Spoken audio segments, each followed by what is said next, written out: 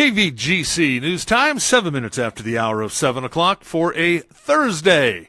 It's the 8th day of November for 2018. Time for a look at the latest on the local scene today.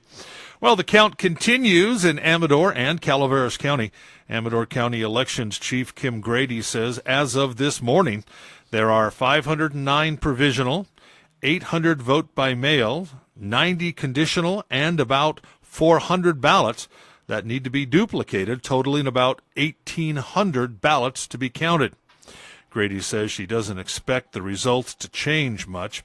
In Calaveras County, Clerk Recorder Rebecca Turner says there are roughly 4,000 ballots left to count.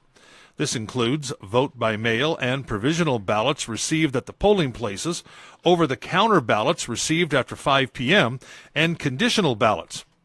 Turner says she, too, doesn't expect to see a change in the current results. Marita Calloway and Benjamin Stopper have big leads in their respective supervisorial races, as does Rick DeBasilio in the race for sheriff. Both Amador and Calaveras County election crews will continue to count vote-by-mail ballots through tomorrow, as long as they were postmarked by Election Day, the 6th. The final results are scheduled to be certified no earlier than November 20th and no later than December 6th. Well, while much of Amador County's attention was on the countywide Measure A school bond, in Calaveras County, different districts had at least one local measure to ponder. Countywide Measure G, which sought to increase the transient occupancy or tourist tax to 12%, passed 63 to 37%. Now in Angels Camp, Measure C, which asked voters to consider raising the local sales tax by 0.5%, also passed 63 to 37%. Now Measures D and F, which respectively solicited voter support to provide more operating revenue to Calaveras Fire and Rescue and West Point Fire Protection, also passed. Now Measure D, which asked for a parcel tax increase, passed 63 to 37. Now Measure F, which sought an appropriations limit adjustment, passed 79 to 21%. Measure E, a bond measure placed on the ballot by Vallecito Union School District for maintenance and improvement financing, was also approved 79 to 21%. And the Calaveras County Board of Supervisors voted down an item to approve raises for the county assessor, auditor controller, treasurer tax collector, and clerk recorder on Tuesday.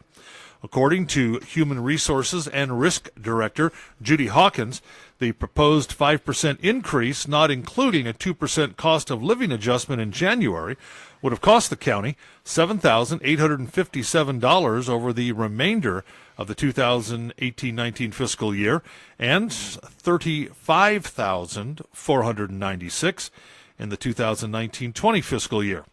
During public comment on Tuesday, many questioned whether the department heads were deserving of a raise. District 2 Supervisor Jack Garamendi spoke against the increases, saying the whole issue was confusing, a bad idea, and thought it should be postponed or just voted down.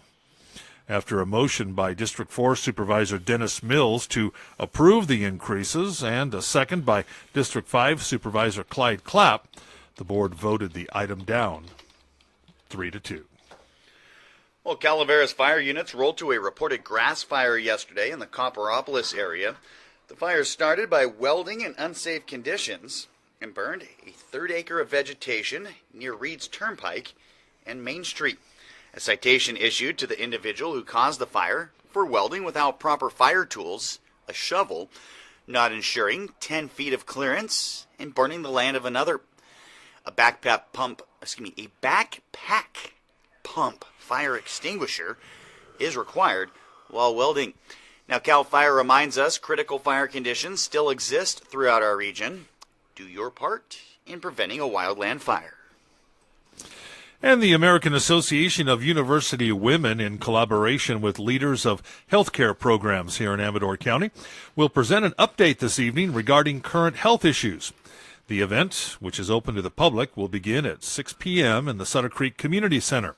The panel will provide updates on health care with an emphasis on women's health, healthcare provider recruitment, and other pertinent issues of our medical community. Presenters will include Ann Platt, who is the CEO of Sutter Amador Hospital and is ranked as one of the top women health executives in the United States. Other presenters will include Colleen Reardon, who's regional manager of Sutter Medical Foundation in Amador County, Kathy Fry, who's regional manager of Amador Health Center, and Melanie Montgomery, a patient care executive for Sutter Amador Hospital. Now, there is no fee for attendance at this event, and the entire community is invited to attend. The Pine Grove Civic Improvement Club will hold a workshop with PG&E representative Dylan George this evening. Now, the workshop will start at 6:30 tonight at the Pine Grove Town Hall. George will be there to answer your questions about dead and dying trees, the Community Wildfire Safety Program, local power outages, and any other questions you may have. There will be a PowerPoint presentation, informational materials, plenty of time to ask questions and express ideas and concerns. Light snacks and beverages will be provided. The event being held as part of PG&E's continuing community outreach. And there'll be a free flu shot clinic at the Amador County Health and Human Services building today from 1 to 4. Shots are free for anyone 6 months of age or older. Now, these are shots only. No flu mist is available. Flu vaccines are also available on the first and third Tuesdays of each month from 2 p.m. to 4:45, but please note, these shots are not free. The free shots are only available at today's clinic, again, from 1 to 4. For more information, you can call the Health Department at 223-6697. And the Office of Emergency Services for Amador and Calaveras encourage residents to take steps to prepare for winter. These simple steps include insulate exterior water pipes to avoid freezing. Make sure you make inspections for your chimney if you use a fireplace or wood stove for heating the home. Install a smoke detector and battery-operated carbon monoxide detector. Test them monthly.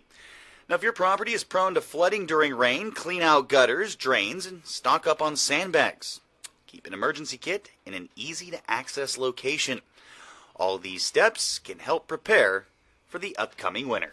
And that's a look at local news on a Gold Country Thursday morning from the KVGC News Center. I'm JD. And I'm Jim Geedy reporting. Remember, for the latest news, traffic, and weather 24 hours a day, to visit our website, kvgcradio.com.